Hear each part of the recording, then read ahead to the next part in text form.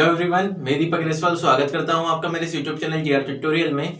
तो आज अपन जो अपने क्लास 10 के रियल नंबर की सीरीज चल रही है उसके लेक्चर 4 की बात करेंगे और आज के इस लेक्चर में अपन एनसीईआरटी की एक्सरसाइज 1.3 करेंगे। तो चलिए शुरुआत करते हैं आज के लेक्चर की। बट यदि आपने मेरे पहले वाला लेक्चर नहीं देखा जिसमें मैं lecture first, lecture second, lecture third already बना चुका हूँ रियल नंबर के ऊपर, तो आप पहले वाला लेक्चर देखना, उसका लिंक आपको आई बार एंड डिस्क्रिप्शन पे अवेलेबल हो जाएगा। तो चलिए शुरुआत करते हैं आज के इस लेक्चर की। तो आपको 1.3 का फर्स्ट क्वेश्चन क्या दिया गया है, prove that root 5 is irrational. आपको प्रूफ करना है कि रूट 5 क्या इरेशनल है।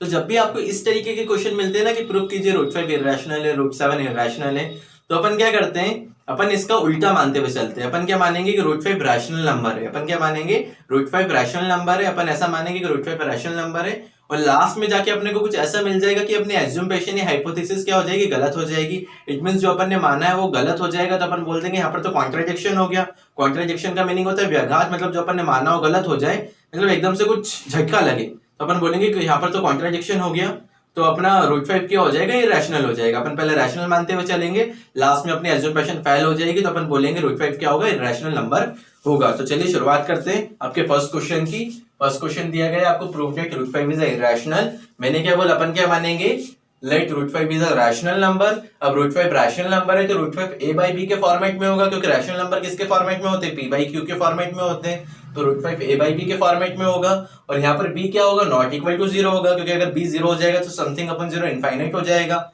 ठीक है, तो यहाँ पर b नॉट इक्वल टू 0 होगा। और a और b क्या है, यहाँ पर को प्राइम इंटीजर्स है।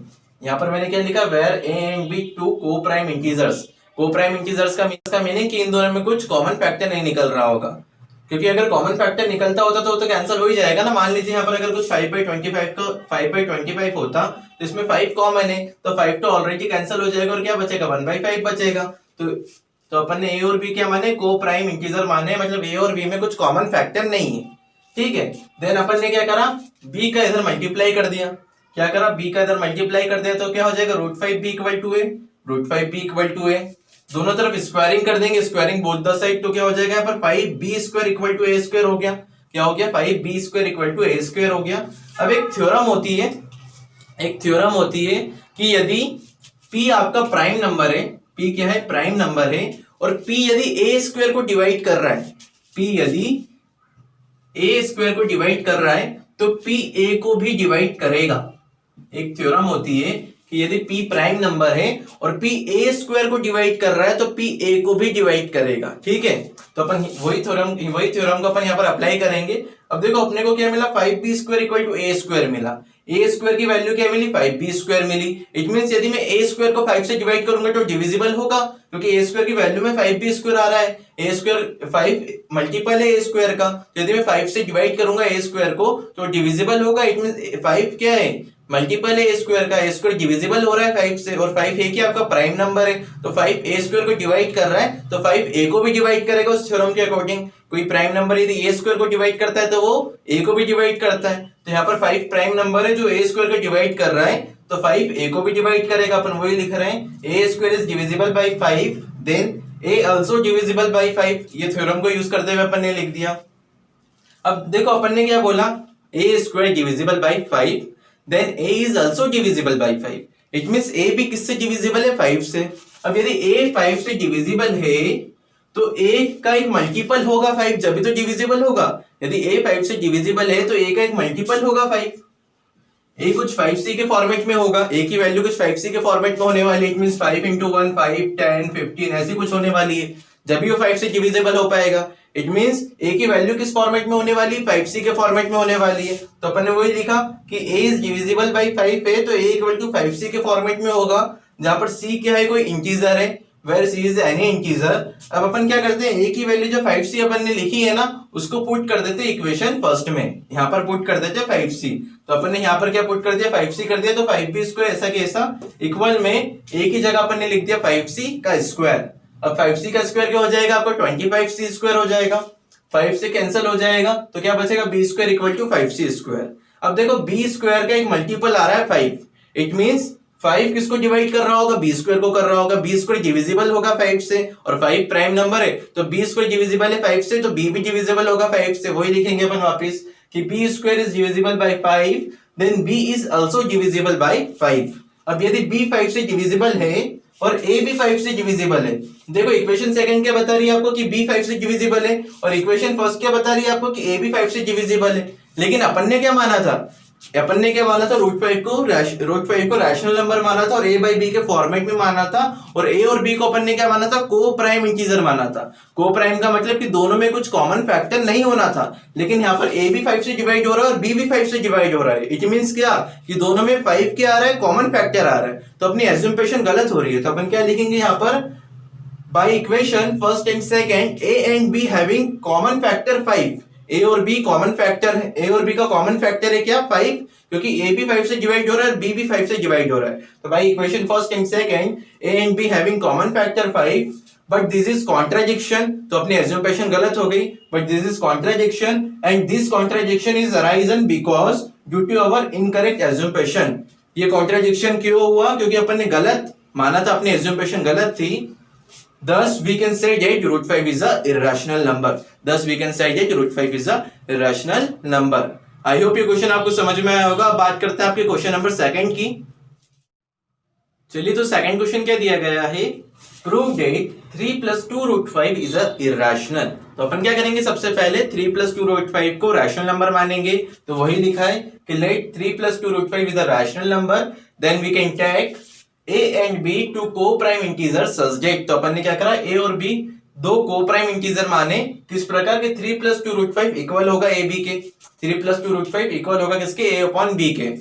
तो देखो 3 + 2 √5 इज इक्वल टू है a upon b, तो अपन क्या करते हैं 3 को उधर ले जाते हैं, तो क्या हो जाएगा 2 √5 इक्वल में a upon b - 3 हो जाएगा, देन 2 को भी इधर भेज देते हैं, तो √5 इक्वल टू क्या हो गया, a upon 2b - 3/2 हो गया। यहां तक तो कोई दिक्कत नहीं होगी आपको, √5 की वैल्यू क्या आ गई, a upon 2b - 3/2 आ गई। अब आपको एक बात पता होगी, कि यदि a upon b एक रैशनल नंबर है, यदि a upon b एक रैशनल नंबर है, तो इसमें मैं कुछ भी ऐड कर दूं 1/2 या फिर 3/2, तो भी ये रैशनल नंबर ही होता है।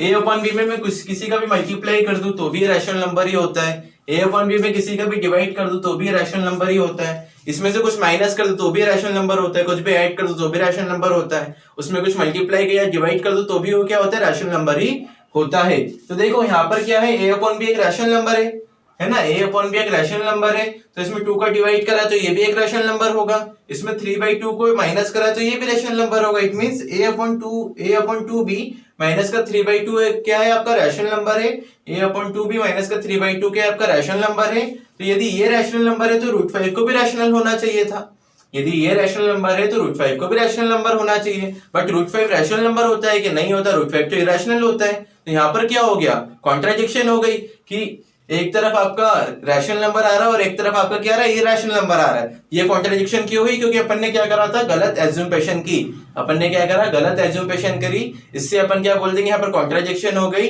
किसके कारण हुई, क्योंकि अपन ने गलत एज्यूम्पशन करी, जिसके कारण आपका 3 + 2 √5 क्या हो जाएगा, आपका इरैशनल नंबर हो जाएगा। तो वही लिखा होगा, देखो since a upon 2b minus का 3/2 will be a rational number, a upon 2b minus का 3/2 क्या rational number, therefore √5 will also be rational, therefore √5 को भी रैशनल नंबर होना चाहिए, therefore √5 will also be rational, but this is contradiction, क्योंकि √5 तो irrational होता है ना, इसलिए क्या हो गई, contradiction हो गई, but this is contradiction, it is arisen due to our incorrect assumption, it is arisen due to our incorrect assumption, thus we can say that 3 + 2 √5 is a irrational number। इसलिए अपन कह सकते हैं कि 3 + 2 √5 क्या है, एक irrational नंबर है। चलिए बात करते हैं आपके नेक्स्ट क्वेश्चन की। तो नेक्स्ट क्वेश्चन क्या दिया गया है, prove that the followings are irrational, जिसमें फर्स्ट दे रखा है आपको 1/√2, आपको बताना है 1/√2 क्या इरैशनल है। तो अपन क्या करेंगे, 1/√2 को रैशनल मानते हुए चलेंगे।